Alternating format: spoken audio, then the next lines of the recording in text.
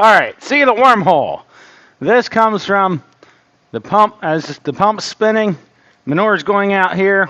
Let's say, bigger's always better, faster, get it done quicker.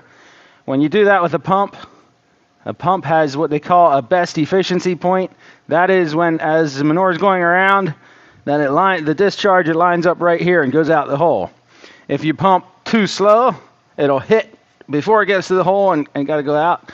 If your gallon per minute is too high, so you got bigger hose, push more in the back end, get more flow through. Now it starts hitting here, and when it does that, it has to swirl around and go out the hole.